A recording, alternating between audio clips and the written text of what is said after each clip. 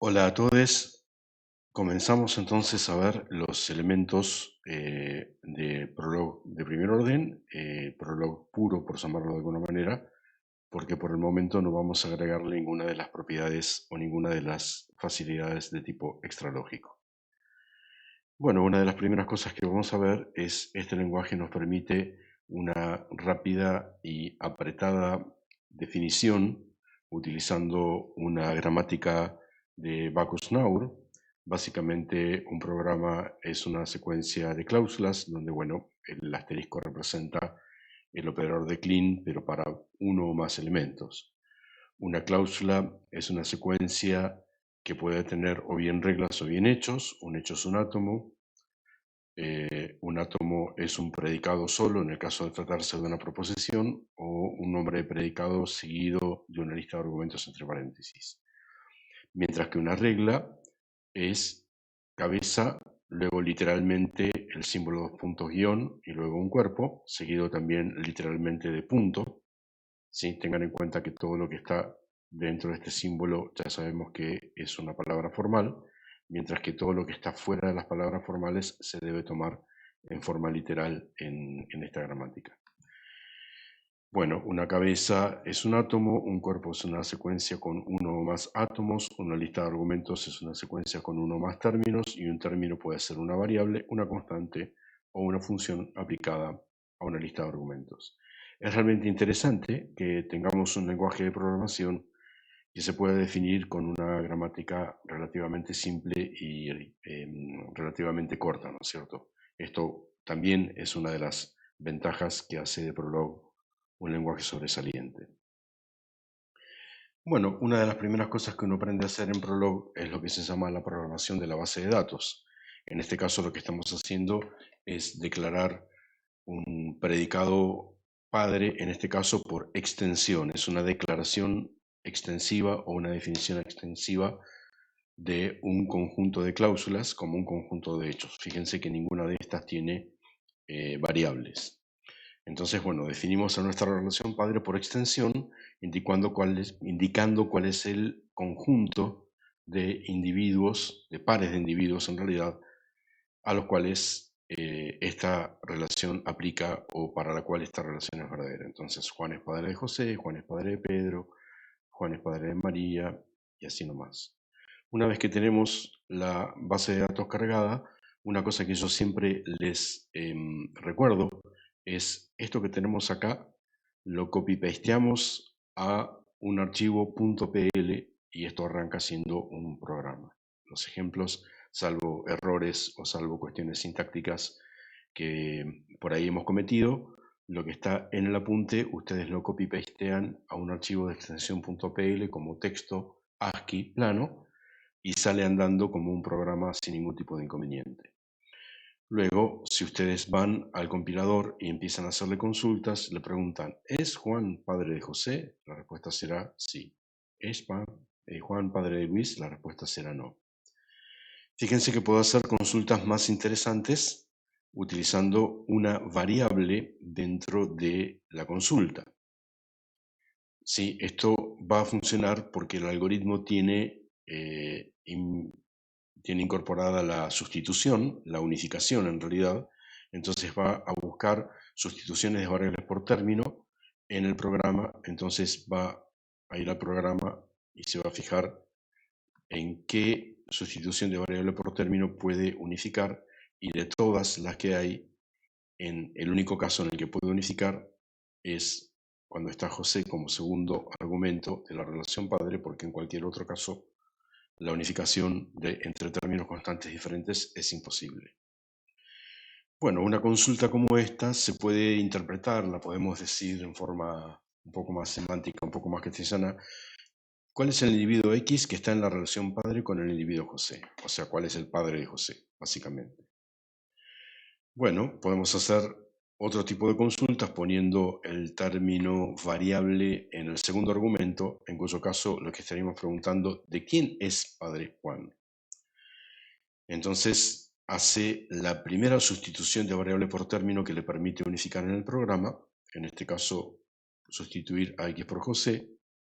Luego, si le ponemos punto y coma, ya sabemos que eso se está interpretando como reintentalo o dado que el punto y coma es o, ¿sí? O sea, Juan puede ser padre de José o de quién más. Bueno, va a intentar sustituir a X por Pedro y luego a X por María. Y fíjense que la respuesta del programa, en realidad, siempre es cuáles fueron las sustituciones de variable por término que le permitieron vaciar el resolvente. O sea que básicamente le permitieron inferir que padre Juan de X, sustituyendo X por José o X por Pedro o X por María, es consecuencia lógica del programa.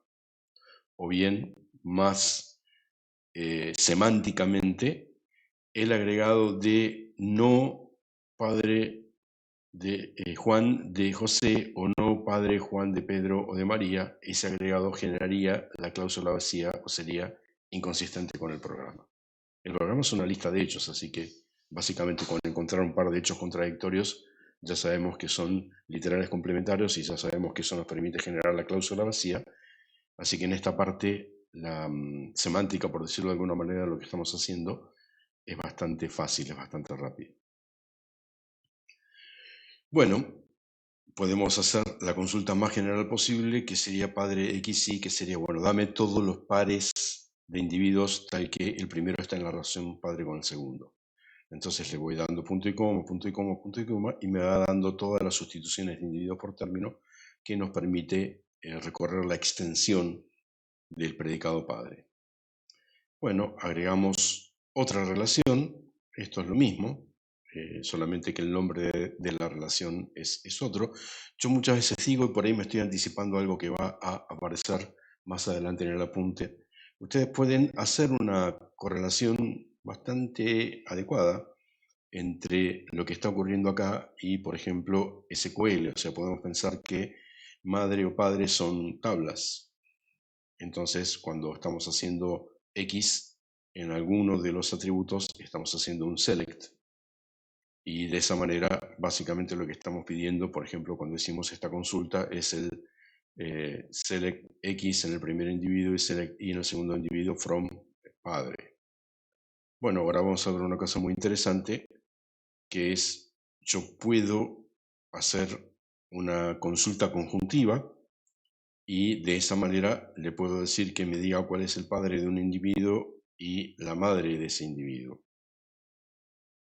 Bien, ahí estoy básicamente haciendo un select en forma conjunta. ¿Sí? Sería select X from padre where el hijo sería José. ¿Sí?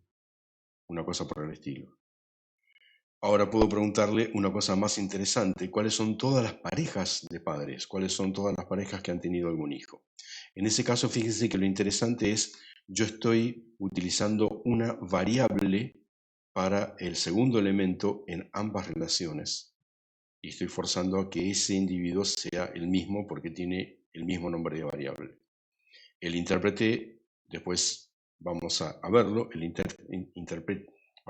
intérprete intenta una sustitución de variables por término en padre xz y luego propaga la sustitución de variable por término z en esta otra relación. Entonces, cuando se ejecuta madre de YZ, z ya está instanciado porque padre de xz ya hizo una sustitución de variable por término.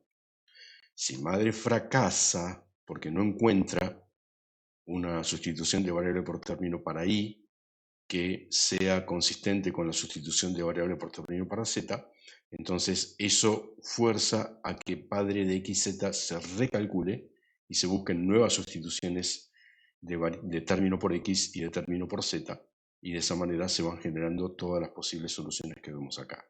Por ejemplo, León y Luz son padres de Luis, Luis y Rita son padres de Juan, Luis y Rita son padres de Ana, etcétera, etcétera. Ustedes, insisto, copian las dos relaciones, la relación padre y la relación madre, de acá a un archivo de texto y lo renombran .pl y luego ejecutan estas consultas y esto sale dando los mismos resultados que estamos viendo acá. Bueno, fíjense que cuando hacemos el retry, o sea, cuando le damos el punto y coma, va a intentar todas las sustituciones de variable por término en el predicado madre hasta que las agota y recién ahí reintenta sustituciones de variable por término en padre y una vez que encuentra otra posibilidad, ahí hace todas las posibilidades con madre. Sí, de alguna manera, en esa nuestra analogía con SQL, diríamos que Z estaría haciendo un joint entre tablas. Bueno, tenemos ejercicios, no voy a leer los enunciados, eso lo van a hacer con Ro. Pero yo creo que lo más interesante es empezar a entender cómo damos definiciones intencionales, o sea, donde no definimos a una relación por extensión, sino que la definimos en su relación con otras relaciones, por decirlo de alguna manera. O sea, por ejemplo, podríamos tener una definición intencional para abuelo, donde diríamos que X es abuelo de Y si X es padre de algún individuo Z, tal que ese individuo Z sea padre de Y, o que ese individuo Z sea madre de Y. ¿Sí? Esa sería una posible definición de abuelo. Podríamos tener entonces también la relación abuela, donde X sería madre de Z y Z sería padre de Y, o Z sería madre de Y. Podríamos hacer abuelo y abuela.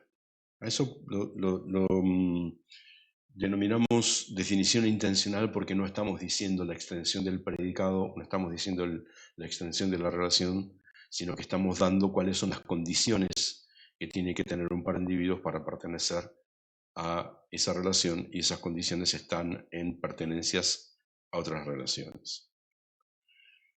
Bueno, incorporan esas dos reglas, o esas cuatro si quieren poner abuela, y ya vamos a estar en condiciones de encontrar los abuelos de Pedro y de quién es abuelo Luis y otras definiciones.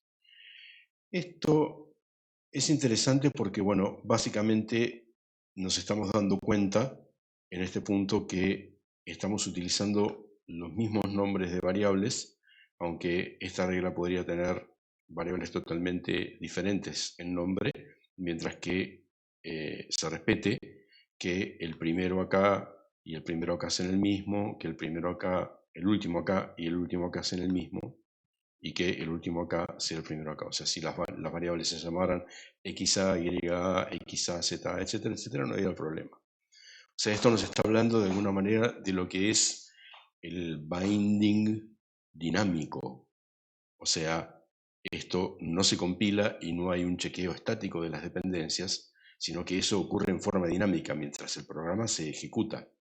O sea, el binding, la ligadura entre identificadores y objetos durante la ejecución del programa se decide y se define en forma oportunista durante la ejecución. Cuando llega la invocación a un determinado átomo, ahí se hacen las sustituciones de variables por términos.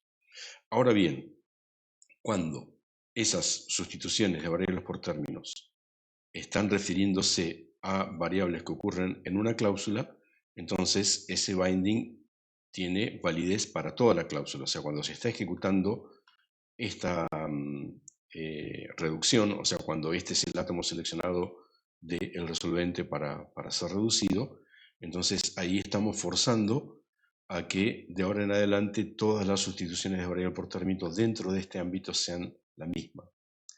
Luego puede ocurrir que es este el átomo que se reduce, entonces yo voy a tener una variable X y una variable Z que pueden ser, tener el mismo nombre, pero se van a sustituir por otro tipo de términos y eso no va a tener un impacto en el momento en el que se está ejecutando padre. Ahora, una vez que padre termina y la ejecución vuelve acá, esas sustituciones de variable por término que se efectuaron durante la ejecución de padre terminan, expiran, porque son dinámicas. Y una vez que la ejecución de padre terminó, esas sustituciones de variable por término desaparecieron y no me interesan y no las veo. Esto a veces cuesta un poco madurarlo porque nosotros obviamente venimos de una escuela en la cual hemos utilizado programación imperativa, hemos utilizado la asignación como mecanismo para darle valores a las variables, mientras que acá estamos utilizando unificación y sustitución de variable por término, que son cosas totalmente diferentes. Pero más diferente todavía es en el caso de los lenguajes imperativos. El alcance, visibilidad, tiempo de vida son cosas que se definen en forma estática. El compilador sabe, antes de generar el ejecutable, qué es lo que va a pasar con los identificadores y a qué objetos de datos se van a ligar esos identificadores, mientras que acá esto es dinámico, se define en tiempo de ejecución. Bueno, empezamos a complejizar, entonces damos un atributo a cada individuo, cuáles son los masculinos y cuáles son los femeninos, entonces podemos dar definición de hermano y hermana en función de, digamos, acá tenemos, por ejemplo, decimos que X e Y son hermanos si tienen el mismo padre, tienen la misma madre y son ambos masculinos. ¿Sí? Podríamos tener una definición un poquitito más, por decirlo de alguna manera, amplia, ¿sí? Al estilo de las familias ensambladas, donde le pediríamos que tenga o bien el mismo padre o bien la misma madre. ¿Sí? Perdón, si no estoy equivocándome, acá le estamos pidiendo que tengan o bien el mismo padre o bien la misma madre, o sea, no estamos pidiendo que ambos sean iguales. Si ustedes pueden pensar que básicamente con agregar padre y madre, o sea, las cuatro condiciones, sería una forma de pedir una relación más estricta de ser hermanos, si tienen exactamente el mismo padre y la misma madre. Bueno, esta relación que tenemos acá funciona muy bien, pero va a tener algún problemita que ustedes van a tener que descubrir y van a tener que buscar cuál puede llegar a ser la forma de resolverlo. ¿Sí? Si estamos prestando la atención, vamos a ver que hay un problema sutil en la definición de hermano y de hermana y cuál podría llegar a ser una forma de solucionarlo. ¿Sí? La idea de esto es empezar a pensar en la necesidad de algún tipo de chequeo, algún tipo de condicional o algo por el estilo. Nosotros hasta ahora venimos programando y no estamos utilizando iteración, no estamos usando condicionales, no estamos usando prácticamente nada de las estructuras de control que tiene un lenguaje de programación. Hasta ahora el control es implícito, es abstracto, no tengo idea cómo se hace. O sea, alguna idea tengo porque algunas cosas hemos visto de cómo es la regla de computación. O sea, sabemos que el intérprete va a buscar el primer átomo en el resolvente, o sea, el resolvente lo va a tratar en una pila y sabemos que el intérprete va a buscar las cláusulas de programa de arriba para abajo y de esa manera se va a resolver la disyunción. Pero de ahí en adelante todo se lo dejamos al intérprete. El intérprete sabe cómo tiene que hacer la ejecución y va a buscar una manera adecuada para llevarla adelante. Bueno, supongamos que ahora queremos hacer una relación descendiente o a la inversa, ancestro, ustedes piensen en cualquiera de las dos, que sea válida cada vez que X sea un descendiente directo en el árbol genealógico de Y. O sea, que sea hijo, que sea nieto, que sea bisnieto, hija, nieta, bisnieta. Entonces, podríamos pensar en darle una definición estática, por decirlo de alguna manera, o sea, poner todas las condiciones que nosotros creemos que se puedan llegar a dar. Sí, por ejemplo, que sea el padre, que sea el padre del padre, que sea la madre, que sea el padre de la madre, que sea la madre del padre, la madre de la madre. ¿Sí? Ya nos vamos dando cuenta que vamos a necesitar 2 para descendiente directo, 4 para descendiente indirecto, o sea, para abuelos, 8 para bisabuelos, y así sucesivamente. Nos vamos a volver locos generando una definición de esa manera porque obviamente le estamos dando algo rígido. Evidentemente lo que me conviene es tener algún tipo de inducción. O sea, hay un caso base en el cual es descendiente directo y después hay un caso inductivo en el cual es descendiente directo del descendiente. ¿Sí? Es padre del descendiente o madre del descendiente.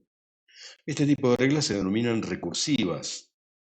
Obviamente el algoritmo Prolog contempla naturalmente la recursión, o sea, si bien no hay una regla de control recursiva, la forma en la cual esto se ejecuta nos permite la recursión, porque básicamente cuando yo tengo que reducir un átomo que se llame descendiente, eso va a generar un átomo en el resolvente que se llama padre y luego va a generar un átomo que se llama descendiente en el resolvente.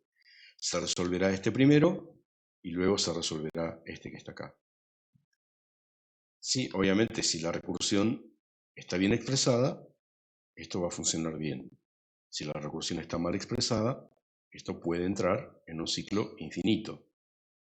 ¿Por qué puede entrar en un ciclo infinito? Y porque una regla recursiva trivialmente válida, como por ejemplo P solo si P, puede producir un ciclo infinito. Hay una buena cantidad de casos en los cuales yo puedo tener ciclos infinitos con recursiones mal expresadas, y para eso estaban, entre otras, la segunda y la tercera regla en el intérprete, que es, bueno, sustituir a x por y y ver que x no sea un término que ocurre en y o que y no sea un término que ocurre en x. Eso es lo que se llama el locus check. Bueno, eso es muy difícil de chequear en forma dinámica, se puede hacer, pero bueno, haría que el intérprete sea mucho más lento en su ejecución y por lo tanto uno acá tiene, como muchas veces pasa en los lenguajes de programación, uno tiene alternativas. Uno puede tener un intérprete cauto pero lento para programadores novicios y uno puede tener un intérprete agresivo pero desaprensivo, por decirlo de alguna manera, para programadores expertos. Entonces el intérprete sale a computar y bueno, si vos tenés experiencia, etcétera, etcétera, no vas a caer o no vas a caer fácilmente en estas trampas, y si cayeras en alguna de estas trampas te darías cuenta rápidamente el porqué y cómo corregirlo, mientras que por ahí un programador novicio puede encontrarse con dificultades. Bueno, estas son alternativas y ustedes verán cómo es la estrategia de ejecución del SWI por defecto y verán si existen flags o existen maneras en las cuales uno puede cambiar esa cuestión. Ojo con la recursión, porque hay veces que tenés recursiones indirectas muy complejas y muy elaboradas y se hacen un poquitito difíciles de seguir. O sea, por ejemplo, A solo si B, B solo si A, sería el ejemplo más fácil de una recursión indirecta. Por ahí es fácil de darme cuenta, pero si A genera una condición que llama a B con otra condición, que llama a C con otra condición, y que eso llama a otros predicados que eventualmente llaman a A con la condición inicial, bueno, ya ahí es un poco más difícil darse cuenta y nos podemos encontrar con recursión indirecta, insidiosa y difícil de descubrir. Bueno, después vamos a ver en algún momento por ahí como una clase adicional cosas de la ingeniería de software de Prolog, como pueden ser, por ejemplo, el trazador, el modelo de cajas, ¿sí? Vendría a ser una especie de forma de hacer diagrama de flujo, si me permiten, en Prolog. Eso después lo vemos. Bueno, respecto de la semántica, nunca nos podemos escapar del todo de esta cuestión de la semántica. Podemos tener nociones semánticas que son bastante claras y que, bueno, luego van a tener una utilidad muy grande a la hora de manejarnos con programas que andan casi bien, pero tienen por ahí cosas que no están funcionando del todo bien. Entonces, vamos a llamar significado S de un programa P a el subconjunto de la base de Herbrand para el cual P produce una respuesta afirmativa. Si recordemos que la base de Herbrand es un conjunto de átomos de base, o sea, no tiene variables, entonces sería el conjunto de nombres de predicado aplicados a lista de términos de base para los cuales, si yo hago la consulta con ese átomo, el programa P me dice si ese átomo es consecuencia lógica del programa. Esto no me interesa saber cómo lo hace, ¿sí? Simplemente es el qué, es el conjunto para el cual me da la respuesta. Luego podemos pensar en otra cuestión que ya es un poco más mental, por decirlo de alguna manera, que sería el significado deseado de mi programa.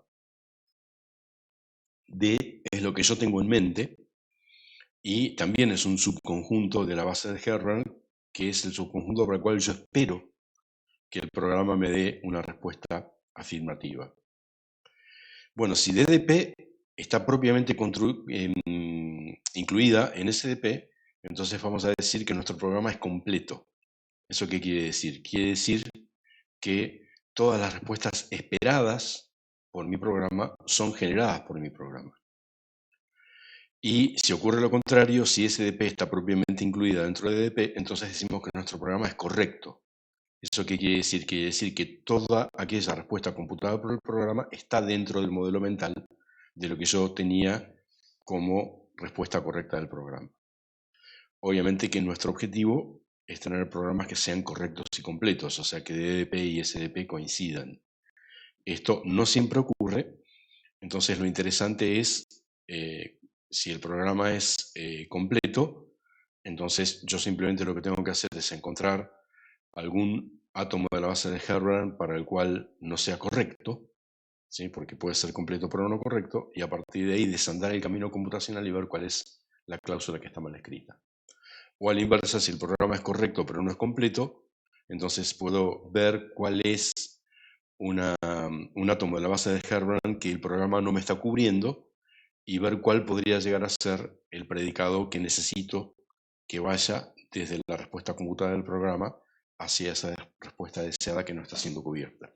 Esto se conoce como debugging algorítmico. Yo me puedo hacer un sistemita experto que me va preguntando por átomos de la base de Herrmann del programa, que son totalmente accesibles, y me va diciendo, ¿esto está bien que lo compute o está mal que lo compute? O esto no lo está computando, ¿por qué no lo está computando?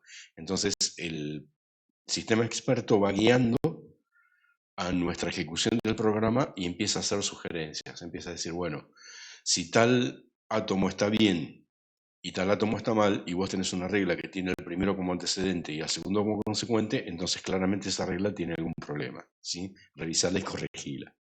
Bueno, y así es bastante interesante lo que se puede hacer.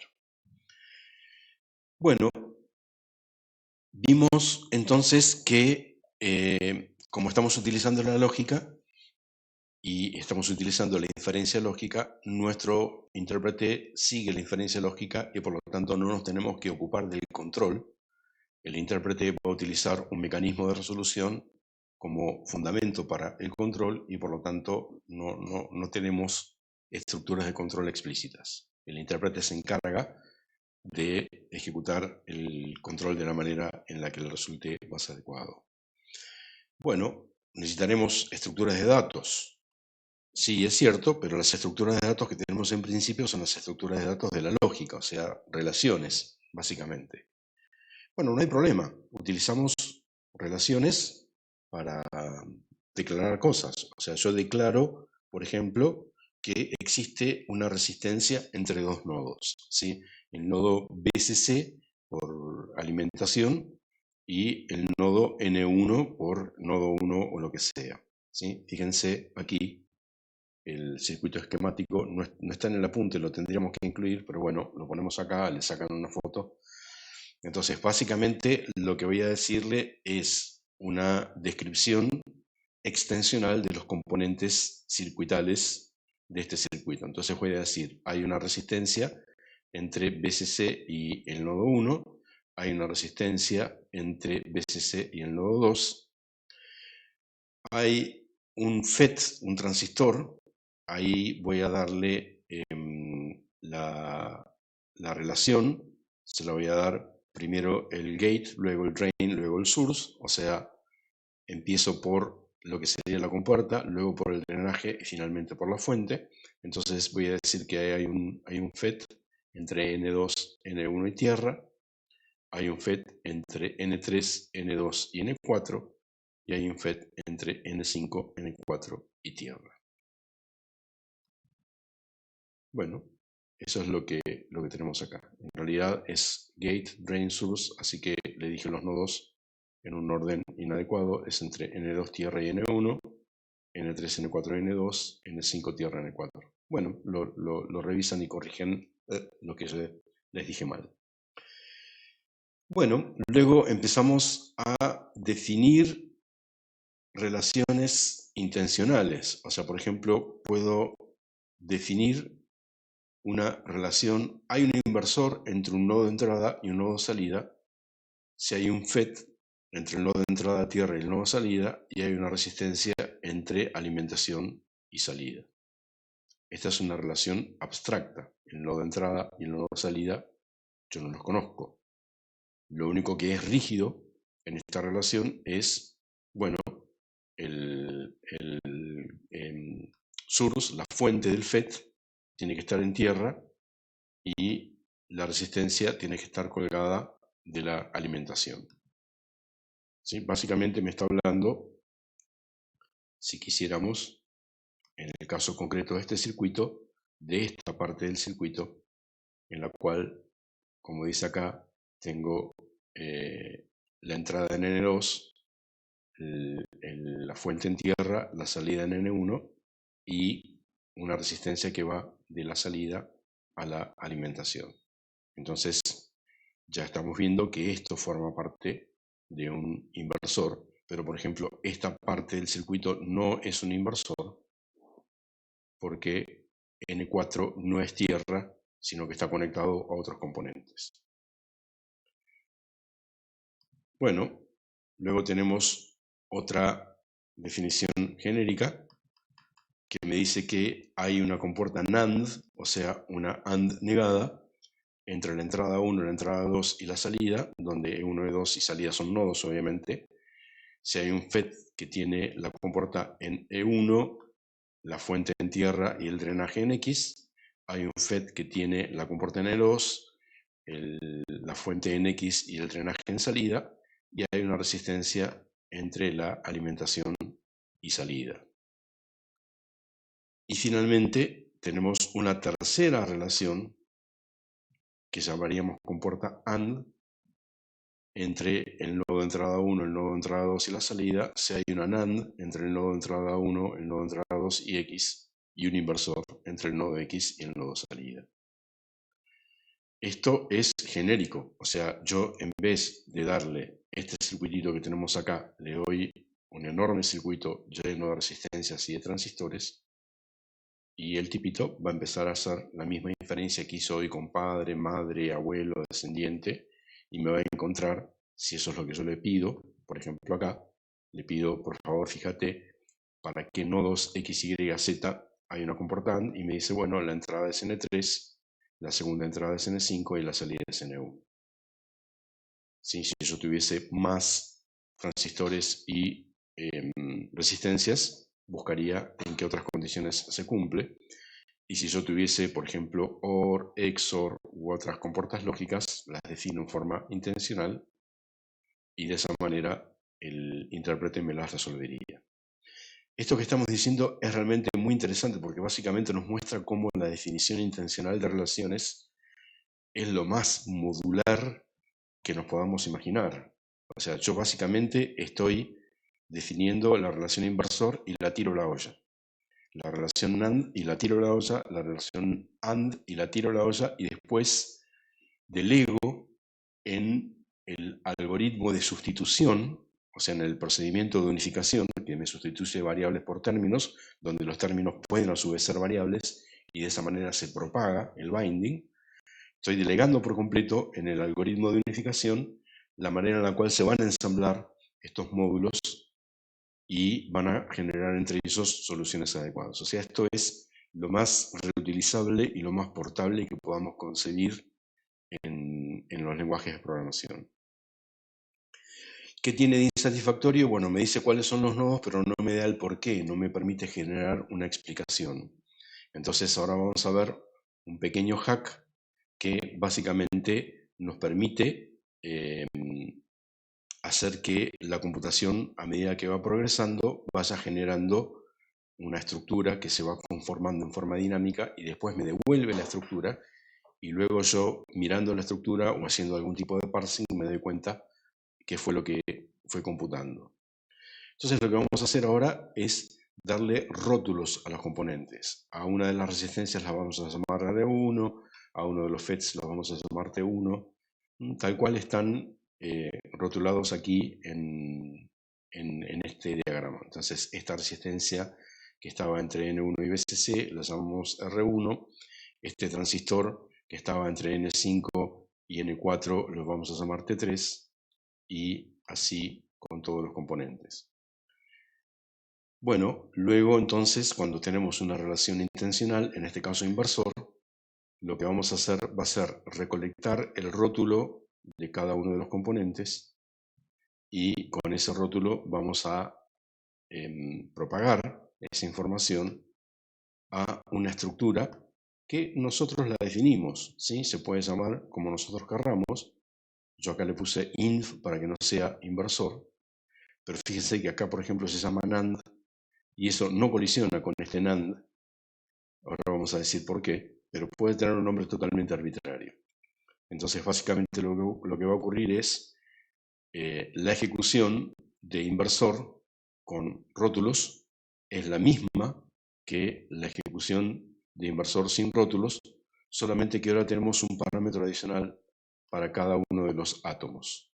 Entonces, el parámetro adicional en los átomos de la cola es simplemente cuando hagas una sustitución de variable por términos, también sustituime la variable R por el término constante que me dice cuál es el rótulo de esa resistencia.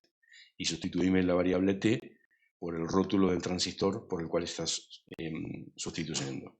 Entonces, con esos rótulos, yo ahora los ensamblo en una nueva estructura que pasa a ser el nuevo parámetro del átomo que está en la cabeza.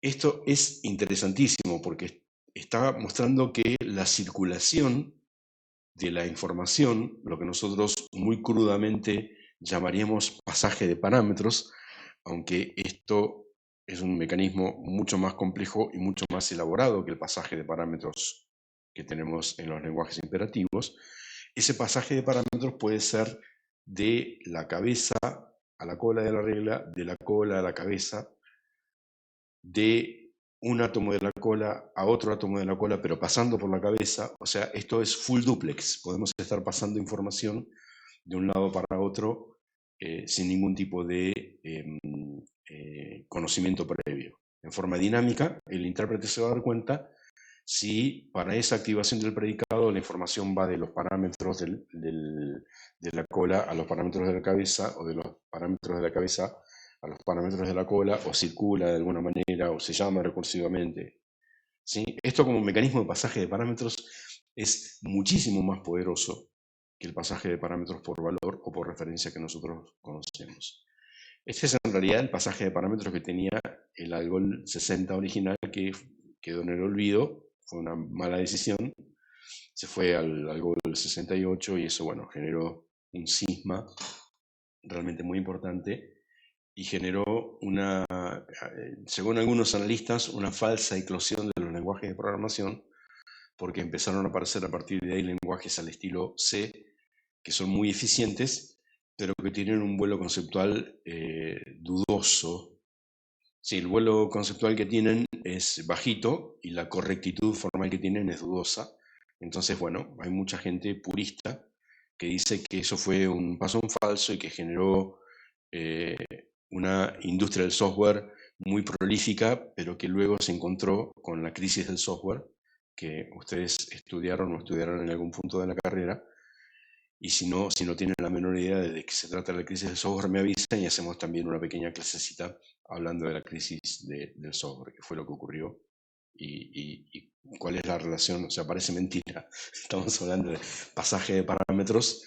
¿Sí? Este mecanismo de pasaje de parámetros, que se llama pasaje por nombre, según muchos analistas, hubiese evitado, o sea, hubiese hecho que el avance de la industria del software hubiese sido más lento, pero más sólido y por lo tanto grandes horrores que atravesó la humanidad por culpa de software de mala calidad no hubieran ocurrido.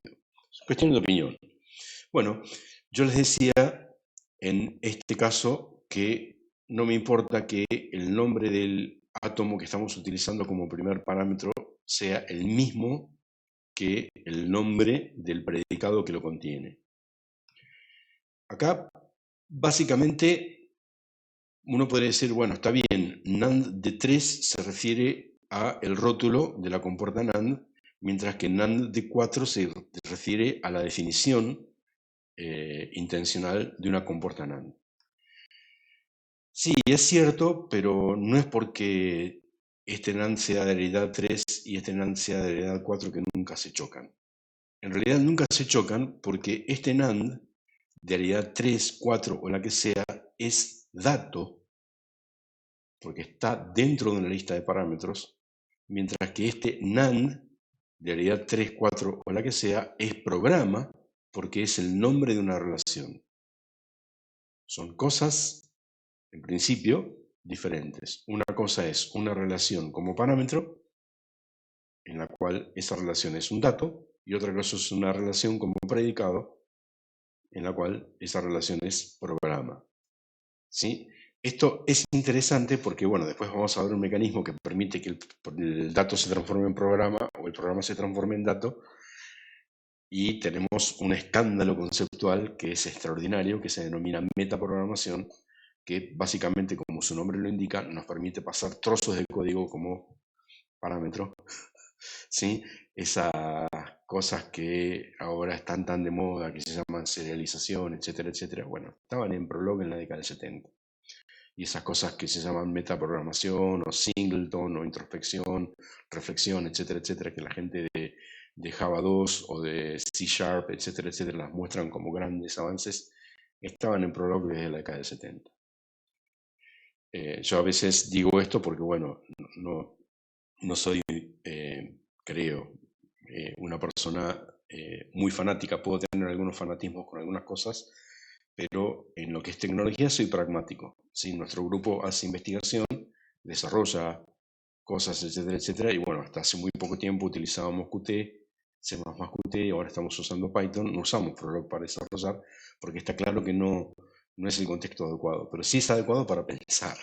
¿Sí? Entonces, la razón por la cual digo estas cosas que estoy diciendo es, bueno, la gente que está en programación imperativa a veces cree que descubrió la pólvora, y la pólvora tiene 50 años, y en realidad hubieran ahorrado mucho tiempo y le hubieran ahorrado mucho tiempo a los lectores incautos si hubieran leído un poquitito de programación lógica antes y luego le hubiesen dado los nombres y las atribuciones correspondientes a las personas que hicieron esos desarrollos. Bueno, ya para terminar este videíto, entonces lo interesante es que nosotros ahora podemos llamar a nuestra consulta y preguntarle, decime qué triplete de nodos X, Y, Z existen tales que haya una compuerta AND que tenga a X e Y como entradas y a Z como salida, pero dame en estructura, en una variable que se llama estructura, dame la secuencia de agregado de rótulos que construiste. Bueno, entonces en X, Y, Z nos va a dar exactamente la misma respuesta que nos dio antes, pero en estructura nos va a dar esto que está acá, que si ustedes lo miran, básicamente es una especie de árbol, escrito en forma un poco más compleja, que me dice, bueno, la AND que yo encontré está compuesta por una NAND y un inversor. La NAND que encontré incluye a T2, T3 y R2, y el inversor que encontré incluye a T1 y a R1. Básicamente con esto, entonces, tenemos una idea cabal de lo que fue ocurriendo con este circuito. Bueno, dejamos el video por acá y continuamos con el próximo tema en el video que sigue.